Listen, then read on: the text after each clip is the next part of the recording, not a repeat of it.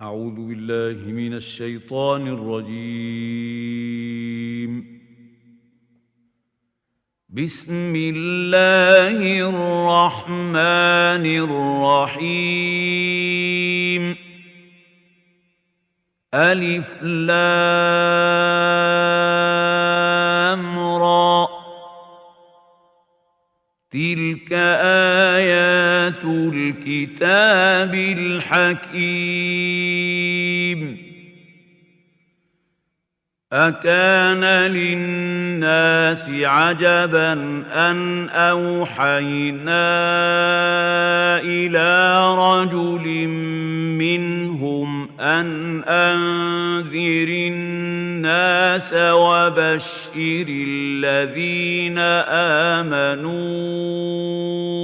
أن لهم قدم صدق عند ربهم.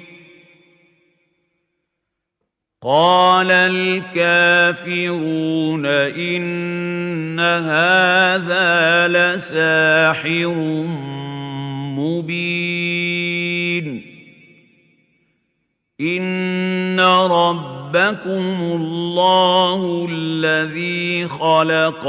السماوات والأرض في 6 أيام ثم استوى على العرش يدبر الأمر.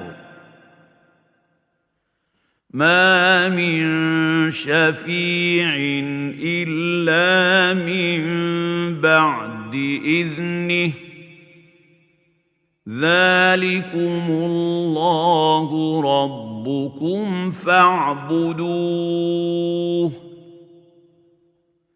أفلا تذكرون. إليه مرجعكم جميعا، وعد الله حقا. إنه يبدأ الخلق ثم يعيده ليجزي الذين آمنوا وعملوا الصالحات بالقسط، والذين كفروا لهم شراب من حميم وعذاب أليم بما كانوا يكفرون. هو الذي جعل الشمس ضياء والقمر نورا وقدره منازل لتعلموا عدد السنين والحساب. ما خلق الله ذلك إلا بالحق، يفصل الآيات لقوم يعلمون. إن في اختلاف الليل والنهار وما خلق الله في السماوات والأرض لآيات لقوم يتقون. إن الذين لا يرجون لقاءنا ورضوا بالحياة الدنيا واطمأنوا بها والذين هم عن آياتنا غافلون أولئك مأواهم النار بما كانوا يكسبون. إن الذين آمنوا وعملوا الصالحات يهديهم ربهم بإيمانهم تجري من تحتهم الأنهار في جنات النعيم دعواهم فيها سبحانك اللهم وتحيتهم فيها سلام وآخر دعواهم أن الحمد لله رب العالمين.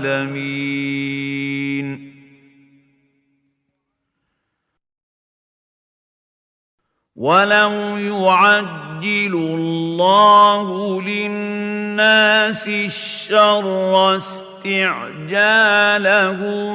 بالخير لقضي إليهم أجلهم فنذر الذين لا يرجون لقاءنا في طغيانهم يعمهون. وإذا مس الإنسان الضر دعانا لجنبه أو قاعدا أو قائما فلما كشفنا عنه ضره مر كأن لم يدعنا فلما كشفنا عنه ضره مر كأن لم يدعنا إلى ضر مسه كذلك زين للمسرفين ما كانوا يعملون. ولقد أهلكنا القرون من قبلكم لما ظلموا وجاءتهم رسلهم بالبينات وما كانوا ليؤمنوا كذلك نجزي القوم المجرمين. ثم جعلناكم خلائف في الأرض من بعدهم لننظر كيف تعملون. وإذا تتلى عليهم آياتنا بينات قال الذين لا يرجون لقاءنا ائت بقرآن غير هذا أو بدله قل ما يكون لي أن أبدله من تلقاء نفسي إن أتبع إلا ما يوحى إلي إني أخاف إن عصيت ربي عذاب يوم عظيم. قل لو شاء الله ما تلوته عليكم ولا أدراكم فقد لبثت فيكم عمرا من قبله أفلا تعقلون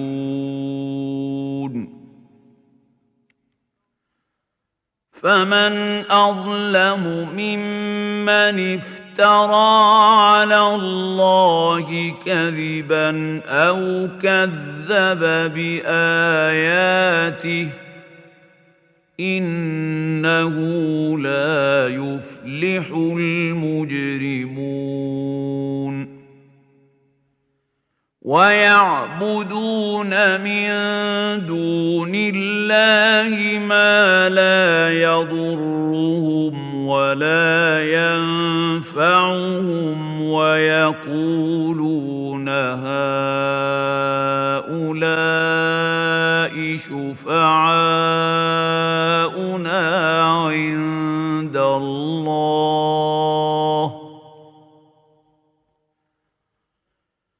قل أتنبئون الله بما لا يعلم في السماوات ولا في الأرض سبحانه وتعالى عما يشركون وما كان الناس إلا أمة واحدة فاختلفوا ولولا كلمة سبقت من ربك لقضي بينهم فيما فيه يختلفون ويقولون لولا أنزل عليه آية من ربه فقل إنما الغيب لله فانتظروا إني معكم من المنتظرين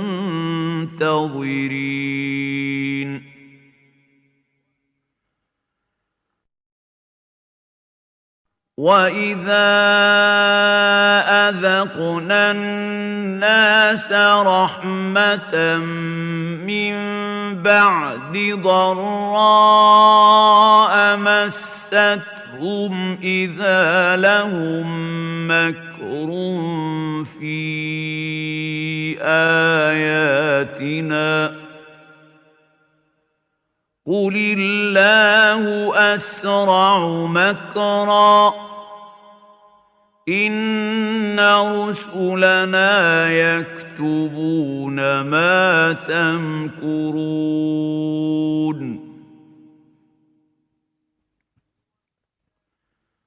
هُوَ الَّذِي يُسَيِّرُكُمْ فِي الْبَرِّ وَالْبَحْرِ حتى إذا كنتم في الفلك وجرين بهم بريح طيبة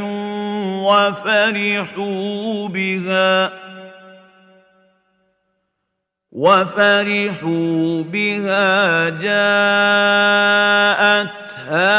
ريح عاصف وجاءهم الموج من كل مكان وظنوا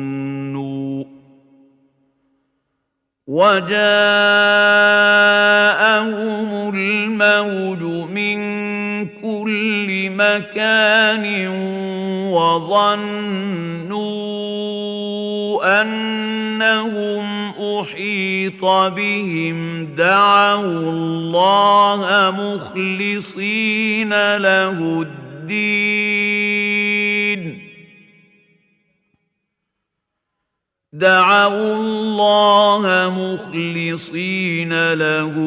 الدين لئن أنجيتنا من هذه لنكونن من الشاكرين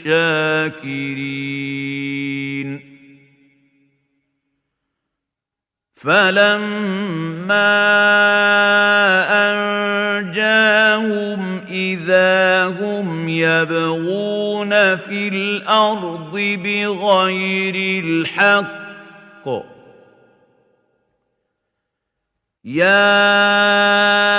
أيها الناس إنما بغيكم على أنفسكم متاع الحياة الدنيا ثم إلينا مرجعكم فننبئكم بما كنتم تعملون إنما مثل الحياة الدنيا كماء أنزلناه من السماء فاختلط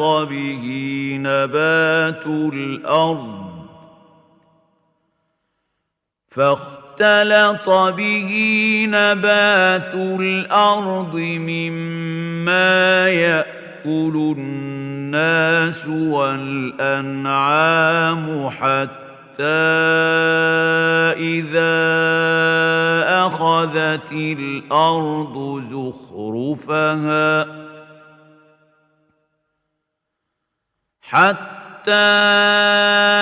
إذا أخذت الأرض زخرفها وزينت وظن أهلها أنهم قادرون عليها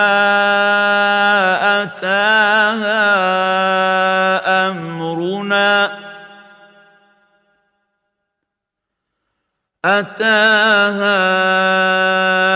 أمرنا ليلا أو نهارا فجعلناها حصيدا كأن لم تغن بالأمس كذلك نفصل الآيات لقوم يتفكرون والله يدعو إلى دار السلام ويهدي من يشاء إلى صراط مستقيم للذين أحسنوا الحسنى وزيادة ولا يرهق وجوههم قتر ولا ذلة أولئك أصحاب الجنة هم فيها خالدون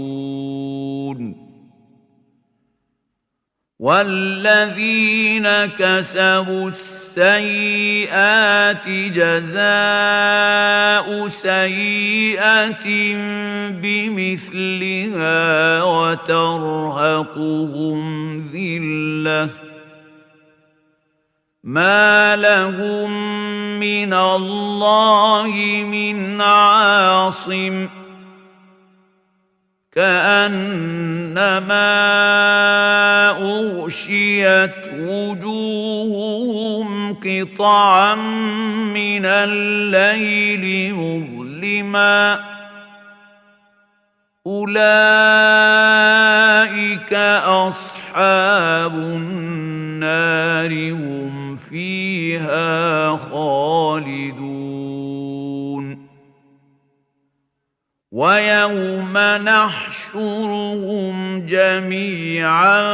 ثم نقول للذين أشركوا مكانكم أنتم وشركاؤكم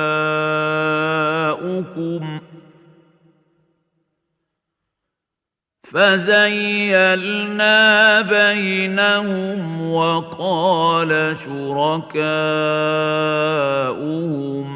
ما كنتم إيانا تعبدون فكفى بالله شهيدا بيننا وبينكم إن كنا عن عبادتكم لغافلين هنالك تبلو كل نفس ما أسلفت وردوا إلى الله مولاهم الحق وضل عنهم ما كانوا يفترون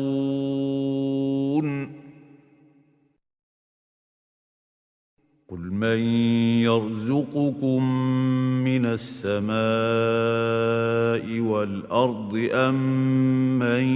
يملك السمع والأبصار ومن يخرج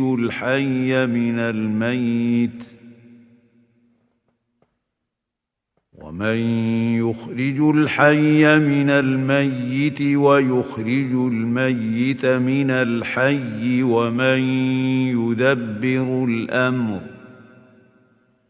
فسيقولون الله فقل أفلا تتقون فذلكم الله ربكم الحق فماذا بعد الحق إلا الضلال فأنى تصرفون كذلك حقت كلمة ربك على الذين فسقوا أنهم لا يؤمنون قل هل من شركائكم من يبدأ الخلق ثم يعيده قل الله يبدأ الخلق ثم يعيده فأنى تؤفكون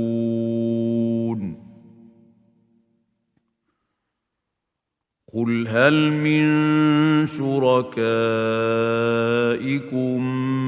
من يهدي إلى الحق قل الله يهدي للحق أفمن يهدي إلى الحق أحق أن يتبع أم من لا يهدي إلا أن يهدى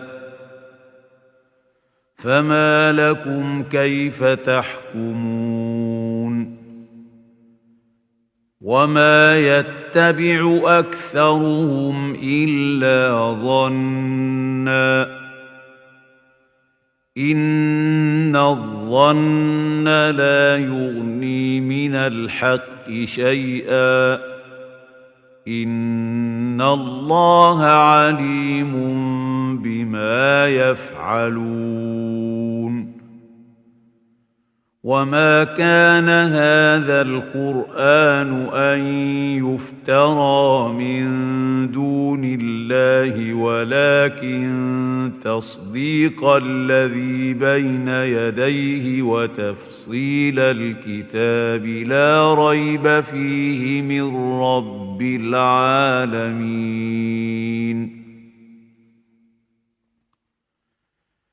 أم يقولون افتراه قل فأتوا بسورة مثله وادعوا من استطعتم من دون الله إن كنتم صادقين. بل كذبوا بما لم يحيطوا بعلمه ولما يأتهم تأويله كذلك كذب الذين من قبلهم فانظر كيف كان عاقبة الظالمين. ومنهم من يؤمن به ومنهم من لا يؤمن به وربك أعلم بالمفسدين.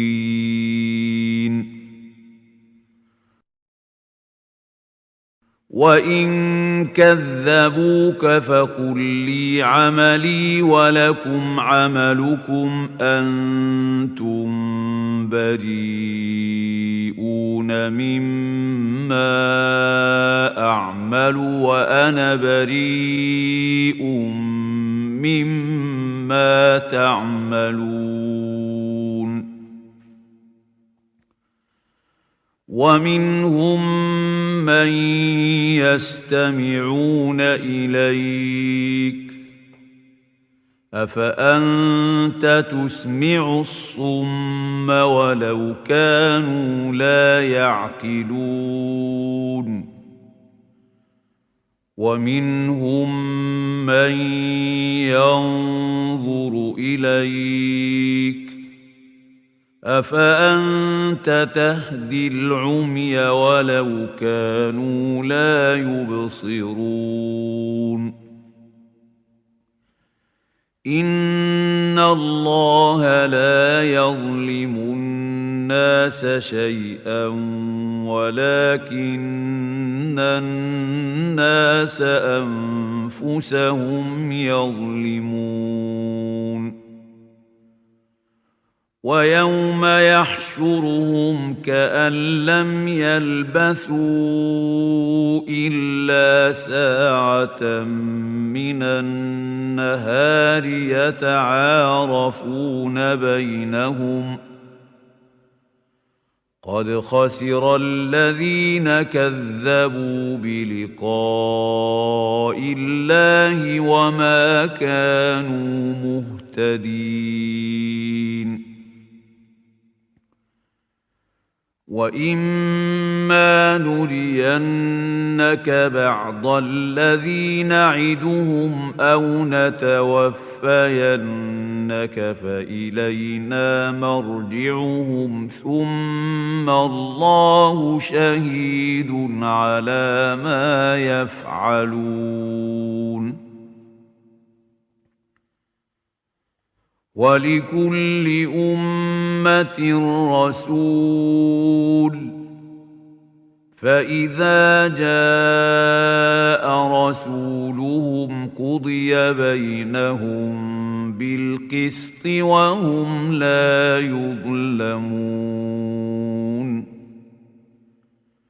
ويقولون متى هذا الوعد إن كنتم صادقين. قل لا أملك لنفسي ضرا ولا نفعا إلا ما شاء الله لكل أمة أجل إذا جاء أجلهم فلا يستأخرون ساعة ولا يستقدمون قل أرأيتم إن أتاكم عذابه بياتا أو نهارا ماذا يستعجل منه المجرمون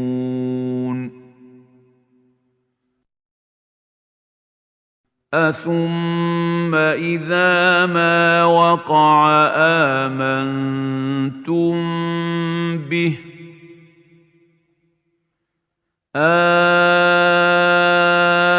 الآن وقد كنتم به تستعجلون ثم قيل للذين ظلموا ذوقوا عذاب الخلد هل تجزون إلا بما كنتم تكسبون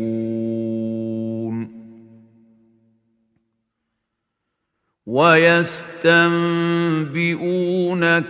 أحق هو قل إي وربي إنه لحق وما أنتم بمعجزين ولو أن لكل نفس ظلمت ما في الأرض لافتدت به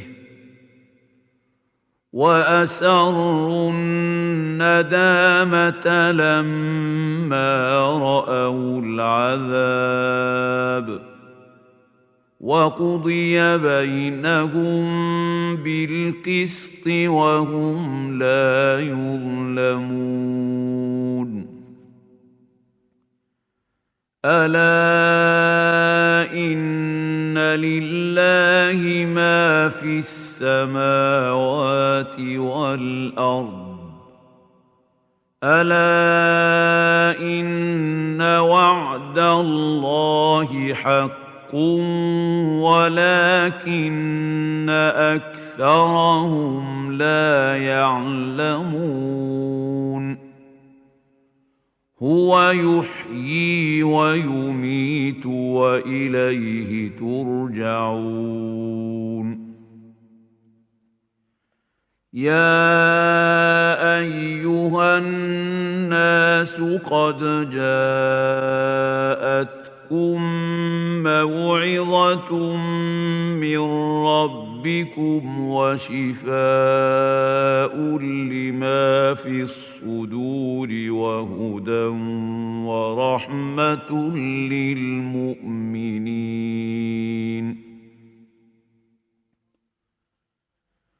قل بفضل الله وبرحمته فبذلك فليفرحوا هو خير مما يجمعون قل أرأيتم ما أنزل الله لكم من رزق فجعلتم منه حراما وحلالا قل الله أذن لكم أم على الله تفترون وما ظن الذين يفترون على الله الكذب يوم القيامة إن الله لذو فضل على الناس ولكن أكثرهم لا يشكرون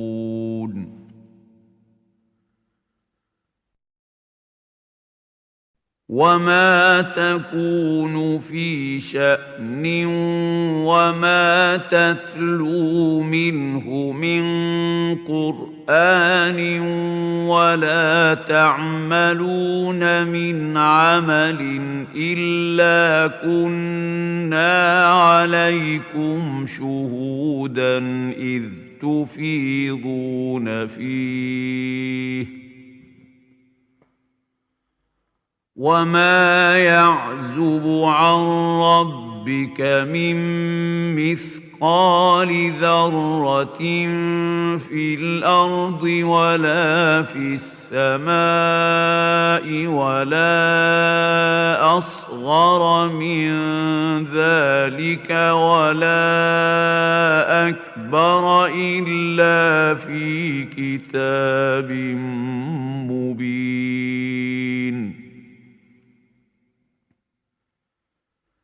ألا إن أولياء الله لا خوف عليهم ولا هم يحزنون الذين آمنوا وكانوا يتقون لهم البشرى في الحياة الدنيا وفي الآخرة لا تبديل لكلمات الله ذلك هو الفوز العظيم ولا يحزنك قولهم إن العزة لله جميعا هو السميع العليم ألا إن لله من في السماوات ومن في الأرض وما يتبع الذين يدعون من دون الله شركاء إن يتبعون إلا الظن وإن هم إلا يخرصون هو الذي جعل لكم الليل لتسكنوا فيه والنهار مبصراً إن في ذلك لآيات لقوم يسمعون قالوا اتخذ الله ولدا سبحانه هو الغني له ما في السماوات وما في الأرض إن عندكم من سلطان بهذا أتقولون على الله ما لا تعلمون قل إن الذين يفترون على الله الكذب لا يفلحون متاع في الدنيا ثم إلينا مرجعهم ثم نذيقهم العذاب الشديد بما كانوا يكفرون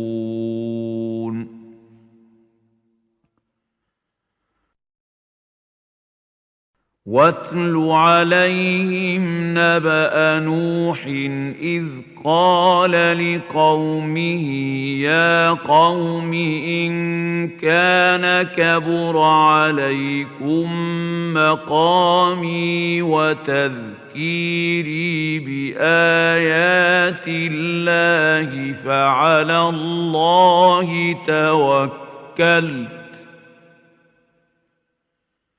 فأجمعوا أمركم وشركاءكم ثم لا يكن أمركم عليكم غمة ثم قضوا إلي ولا تنظرون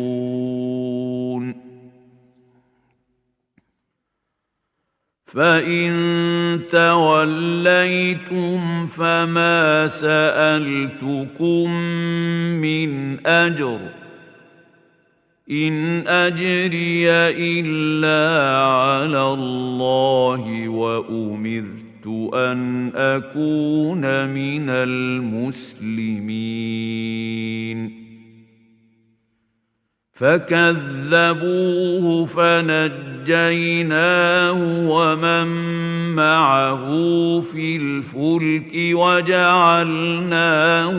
خلائف وأغرقنا الذين كذبوا بآياتنا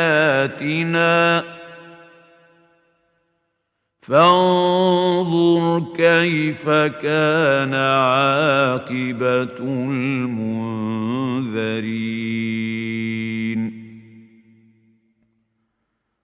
ثم بعثنا من بعده رسلا إلى قومهم فجاءوهم بالبينات فما كانوا ليؤمنوا بما كذبوا به من قبل كذلك نطبع على قلوب المعتدين ثم بعثنا من بعدهم موسى وهارون إلى فرعون وملئه بآياتنا فاستكبروا وكانوا قوما مجرمين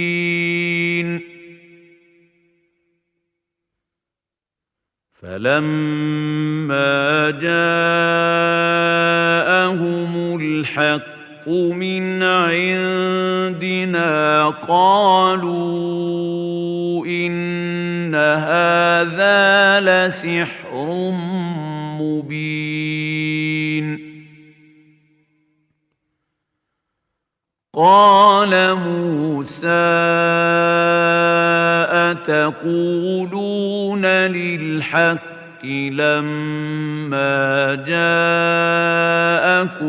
أسحر هذا ولا يفلح الساحرون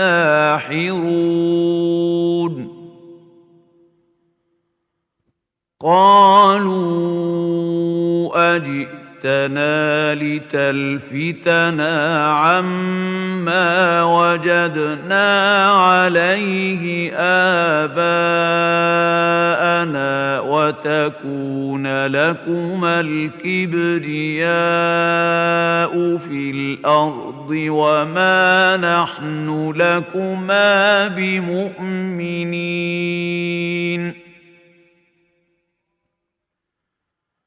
وقال فرعون ائتوني بكل ساحر عليم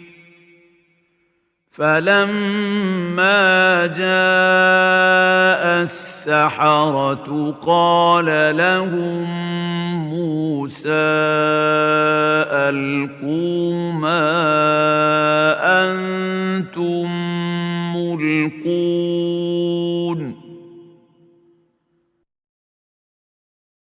فلما ألقوا قال موسى ما جئتم به السحر إن الله سيبطله إن الله لا يصلح عمل المفسدين ويحق الله الحق بكلماته ولو كره المجرمون فما آمن لموسى إلا ذرية من قومه على خوف من فرعون وملئهم أن يفتنهم وإن فرعون لعال في الأرض وإنه لمن المسرفين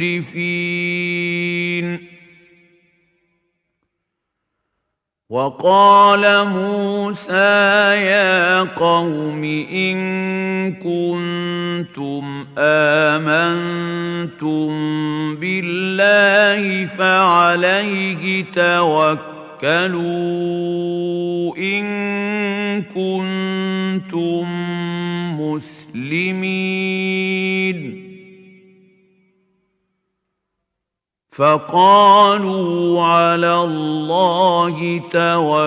توكلنا ربنا لا تجعلنا فتنة للقوم الظالمين ونجنا برحمتك من القوم الكافرين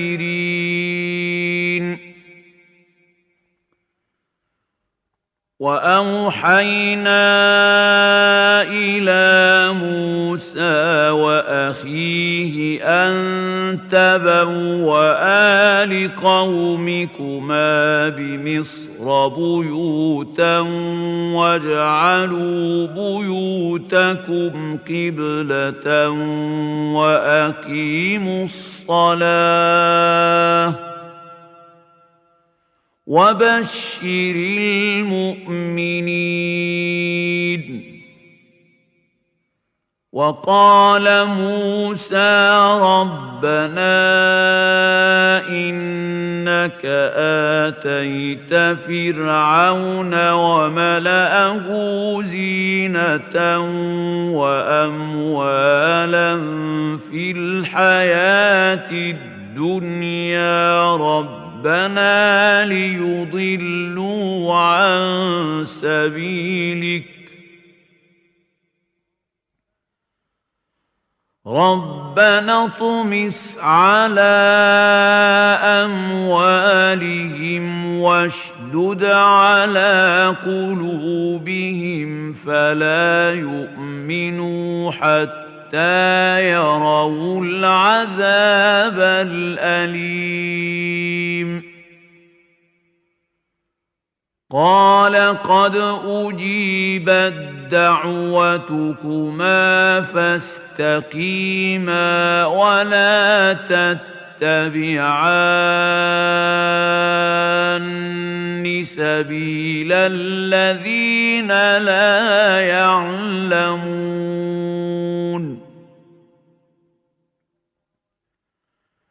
وجاوزنا ببني إسرائيل البحر فأتبعهم فرعون وجنوده بغيا وعدوا حتى إذا أدركه الغرق قال آمنت أنه لا إله إلا الذي آمنت به بنو إسرائيل وأنا من المسلمين.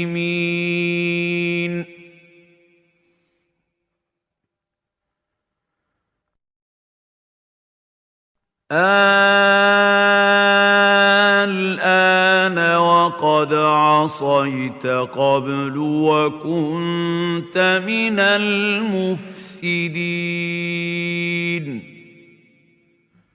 فاليوم ننجيك ببدنك لتكون لمن خلفك آية وإن كثيرا من الناس عن آياتنا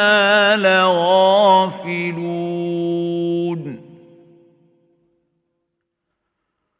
ولقد بوأنا بني إسرائيل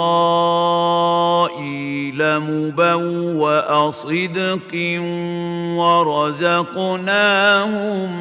من الطيبات فما اختلفوا حتى جاءهم العلم إن ربك يقضي بينهم يوم القيامة فيما كانوا فيه يختلفون.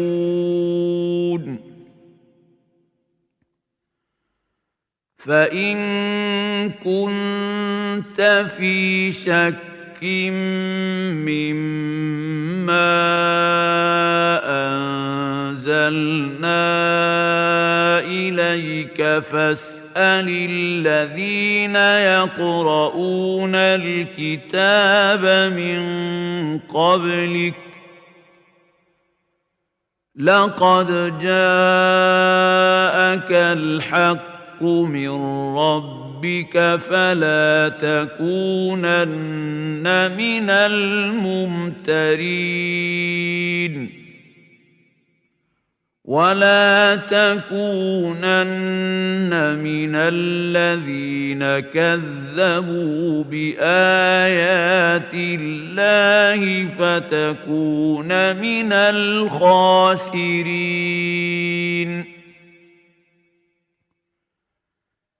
إن الذين حقت عليهم كلمة ربك لا يؤمنون ولو جاءتهم كل آية حتى يروا العذاب الأليم. فلولا كانت قرية آمنت فنفعها إيمانها إلا قوم يونس لما آمنوا كشفنا عنهم عذاب الخزي في الحياة الدنيا إلا قوم يونس لما آمنوا كشفنا عنهم عذاب الخزي في الحياة الدنيا ومتعناهم إلى حين. ولو شاء ربك لآمن من في الأرض كلهم جميعا أفأنت تكره الناس حتى يكونوا مؤمنين وما كان لنفس نفس أن تؤمن إلا بإذن الله ويجعل الرجس على الذين لا يعقلون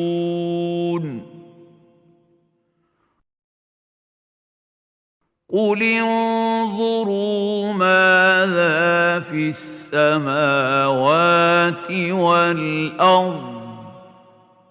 وما تغني الآيات والنذر عن قوم لا يؤمنون فهل ينتظرون إلا مثل أيام الذين خلوا من قبلهم قل فانتظروا إني معكم من المنتظرين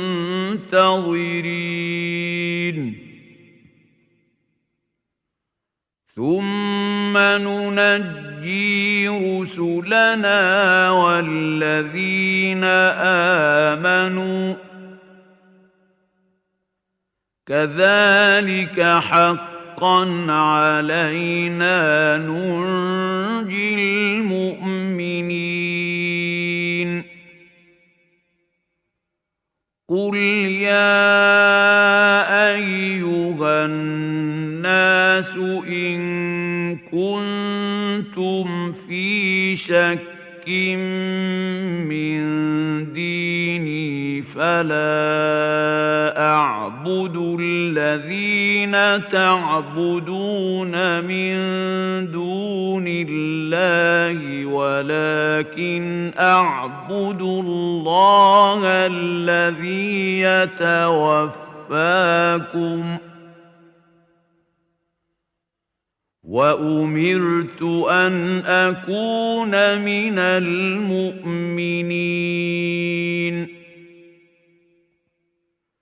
وأن أقم وجهك للدين حنيفا ولا تكونن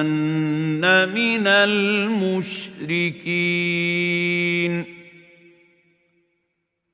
ولا تدع من